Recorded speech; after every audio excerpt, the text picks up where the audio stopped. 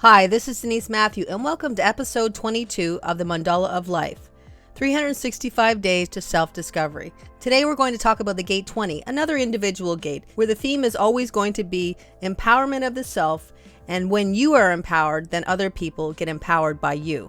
This particular gate is called the Gate of Now, or also contemplation.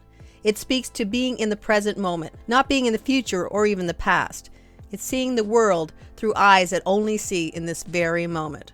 With that said, let's get into the Gate 20. Last week we talked about the Gate 8.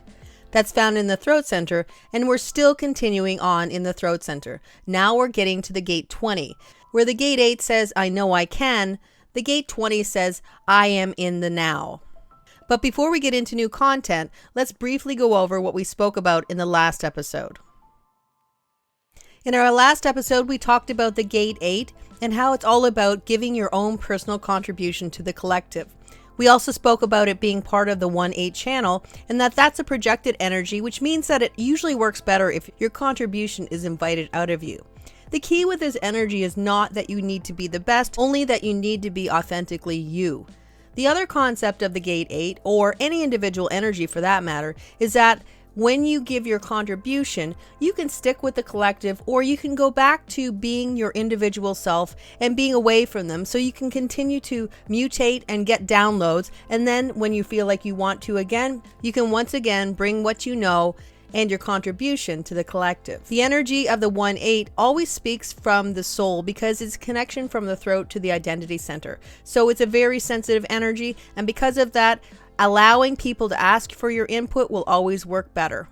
And if you want more information on the Gate 8, please check out episode 21 of the Mandala of Life. And if you haven't already, please feel free to check out previous episodes of the Mandala of Life.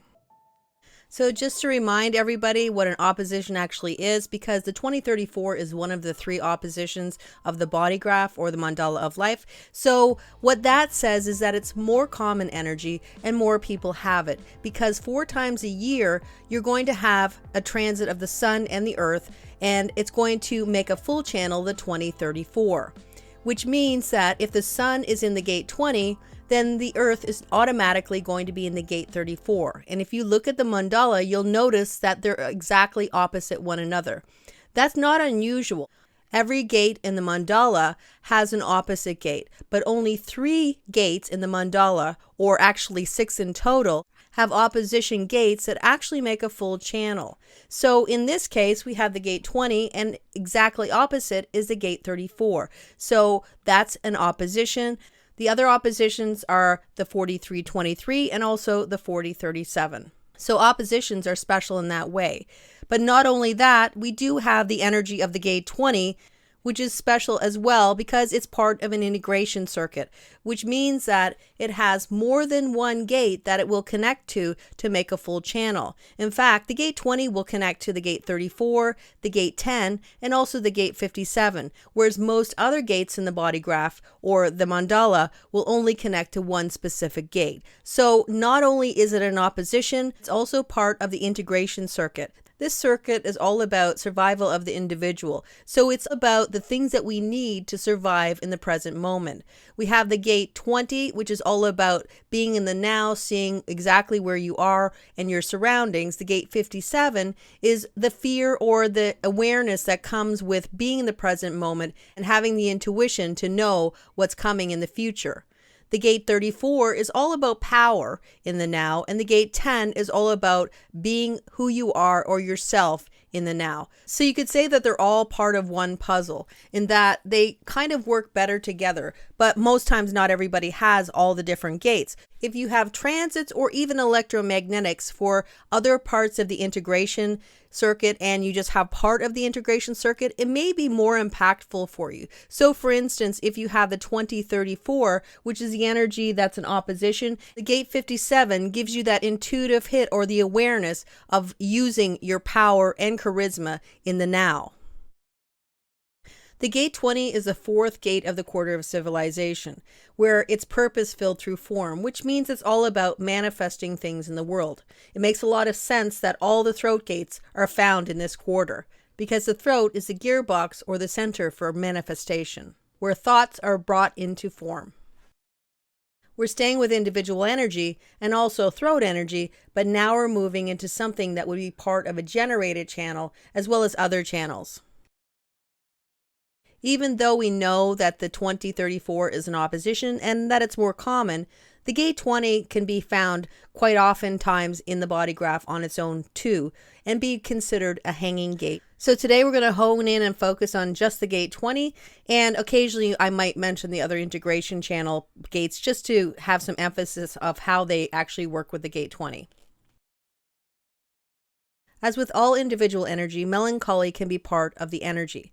Melancholy is a normal part of the process of being creative and the process of being individual, because ultimately the reason why we have individuality is to put a mutation into the collective so that the world can be changed and evolved by the mutations that are brought in by individuality.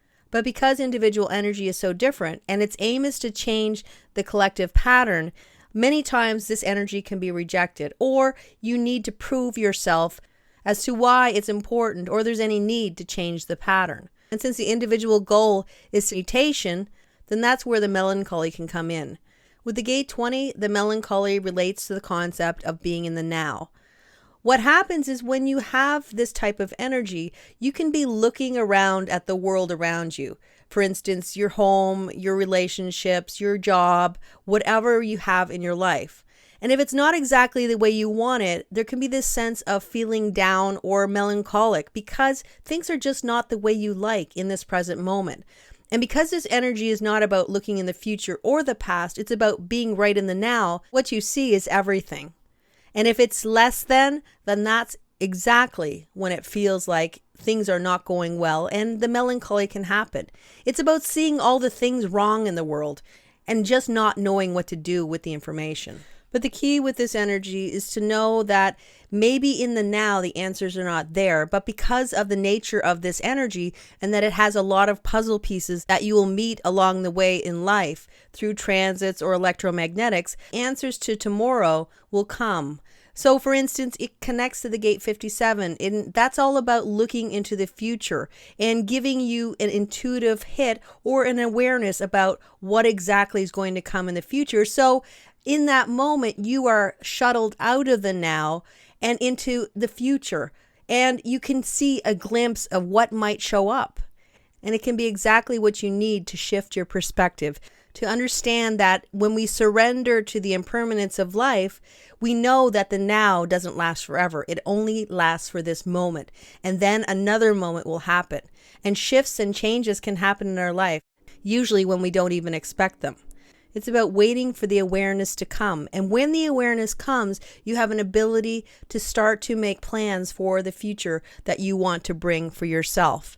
But only by being in the now can you actually see the changes you want to make. Can you actually see what you want for your future? And so being in the present moment can be a gift that can show you the way. And when this melancholy comes, being creative, whatever that looks like for you, expressing your energy into some kind of creative endeavor can externalize the energy of melancholy instead of internalizing it. There is beauty in the present moment, and there's also beauty in finding the answers when the clarity comes. And the clarity always comes over time, and surrendering to not knowing until you do know, because that's what knowing and individuality is all about. The energy of the gate 20 is about right action in the moment, in the now. It's about being charismatic and having a natural way of being where people are drawn to your energy or they like your energy. And when you speak, because the gate 20 is a throat energy, it talks to the idea of unification. You can unify people with your words. Your words can be healing. They can be soothing for people, to bring people together in a common goal. This is impactful energy that can shift the world. It's about empowering the self, and by being empowered yourself, you are empowering others. Now that we know a little bit more about the energy, let's look at the world around us and people who are showing their own charisma and their own way of being an individual in the collective.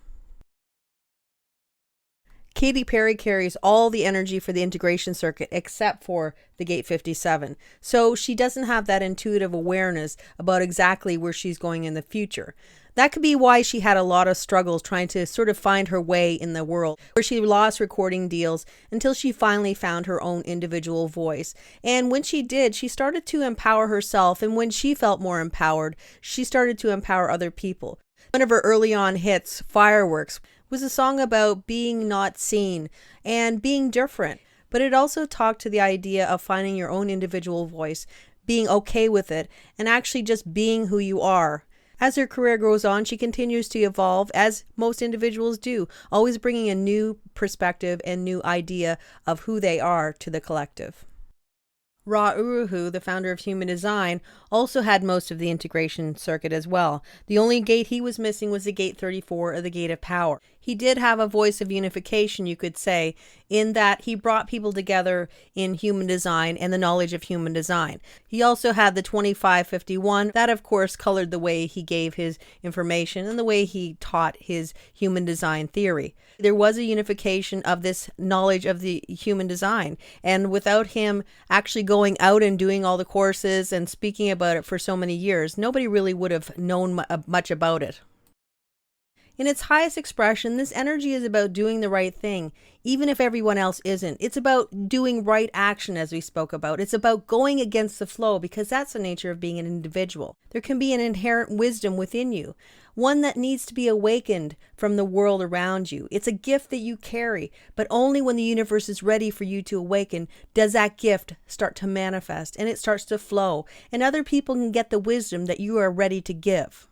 So there can be waiting and watching while you're open to that moment when your wisdom and understanding comes into being. When you are in the now, the things that you can see, the sensations you feel can be heightened because it's the magic that you hold within you. You have the potential for charisma that's not forced, that people want to follow because they like what you have to say. And when you walk the path of your own individuality, others want to follow because they know that you have an authentic spirit about you. It's all about being a leader who's waiting for the right time. And when the right time comes, if you choose, you can lead the way. And while you're waiting, you can embrace and embody the contemplation that is part of this energy, to truly see and feel exactly the essence of who you are. If you can rest in the concept that all the answers will come at the right time and understand that the universe does have a plan, then this energy of being in the now can show you all the beautiful things as well as the things that you don't like. It's about finding your voice, your true voice, your voice of unity, the one that comes from deep within you, the one that comes only from you, a voice that can change the world by you being you. The way of the collective is to be going far into the future with logic, or going in the past with abstract energy. But to be an individual, it's being right here in the present moment. And no gate embodies that energy more than the gate 20, because it is about being right in this moment. There is perfection in every moment we live in this world, but perfection doesn't always equate beauty. Beauty can come within things that are not necessarily beautiful on the outside. And when you have the energy of the gate 20, if you can see that there is beauty within everything, then this energy can take you to many places. And when the timing is right, contemplation can give you a deep wisdom. And when the mandala of life turns again, we move again into the future, a future that is destined by the patterns that we live as a collective. There can be enthusiasm in this energy because it's about the moment that we find that new thing, the thing that we may or may not decide to take into mastery. But there's always a potential that we can do it. It's about getting skills that we can someday contribute to the patterns of life. Well, that's all for now, and I'll be back next week with episode 23, the gate 16, the gate of enthusiasm. Until then, take care, and I'll see you again soon.